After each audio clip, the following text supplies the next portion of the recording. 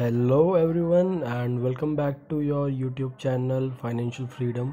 So guys, आज जैसे कि आपको पता ही है कि हमारी जो आज के लिए कॉल थी वो थी भारत फ़ौज की।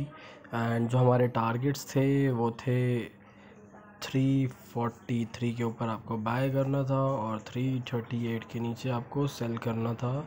बट आपने देखा होगा कि आज बहुत ह्यूज ओपनिंग हुई थी, तो जैसे कि आप देख पा रहे हैं कि आपका ओपन प्राइस जो था वो था 348।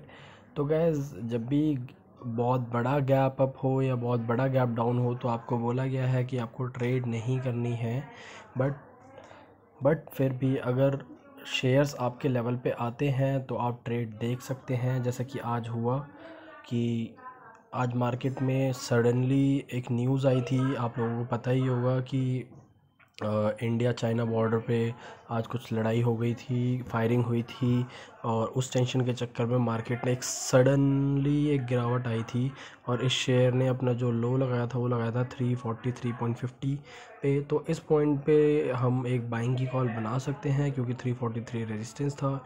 बट ये सिर्फ रिस्की ट्रेडर्स के लिए है जिन्हें रिस्क लेना है। बाकी गाइस, जो एक प्रोफेशनल ट्रेडर होगा या एक जो अपने प्रॉफिट अपने जो अपने कैपिटल को बचा के रखना चाहेगा वो कभी भी गैप डाउन गैप अप में कभी भी ट्रेड नहीं लेगा। सो गाइस, इसी चीज़ को हमें आगे बढ़ाना है और आज की कॉल को मेरी नज़र में हम नहीं मानते क्योंकि ये ना किसी लेवल्स पे आई और बहुत ह्यूज गैप अप थी, इसलिए हम इसमें ट्रेड नहीं करेंगे। सो गाइस, उससे पहले मैं आपको बता दूं कि आज निफ्टी ने भी ओपनिंग बहुत अच्छी दी थी। ओपन प्राइस इसका अप्रॉक्सीमेट 10,000 प्लस था। उसके बाद मार्केट एक रेंज में चलती रही हल्के फुल्के और फिर एक नीचे की तरफ की इसने रेंज पकड़ी। बट गाइस, ये जो रेंज थी इसमें इतनी मूवमेंट नहीं आ रही थी क्योंकि ये बस 10,000 से लेके 9,040 9,025 20 ऐसे ही घूम रहा था।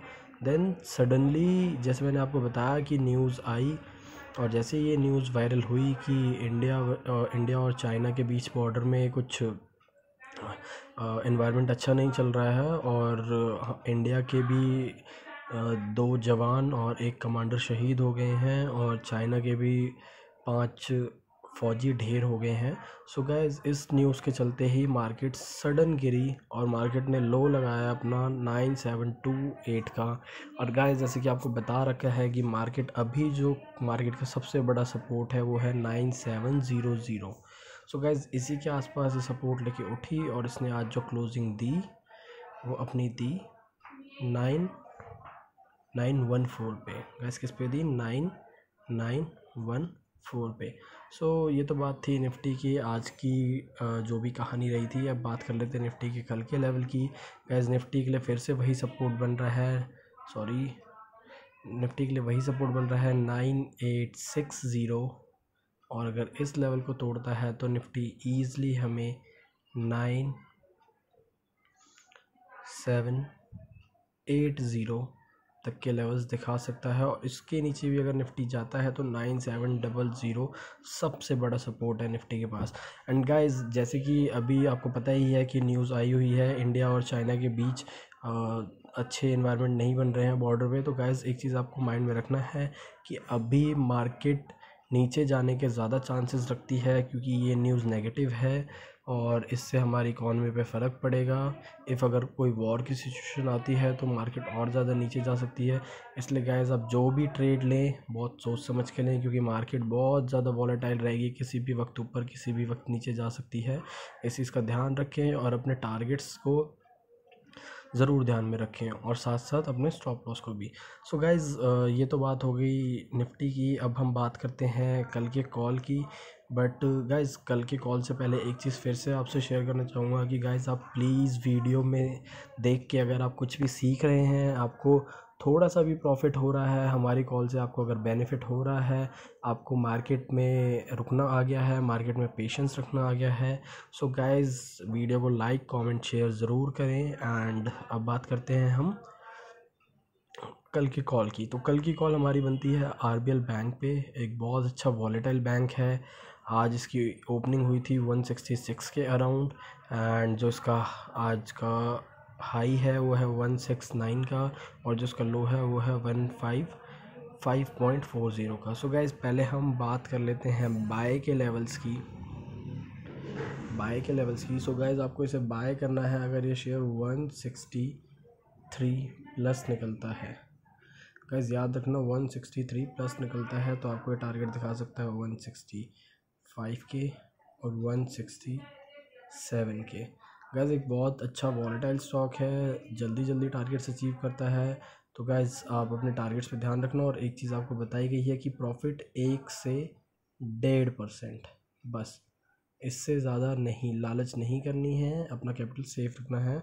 और इस केस में जो आपका स्टॉप लॉस रहेगा वो रहेगा 159 का। ये स्टॉप लॉस याद रखना, ये बाइंग के लेवल्स हैं। और प्रॉफिट आपको याद है कि आपको प्रॉफिट बुकिंग 1 से 1.5% के बीच में ही करनी है।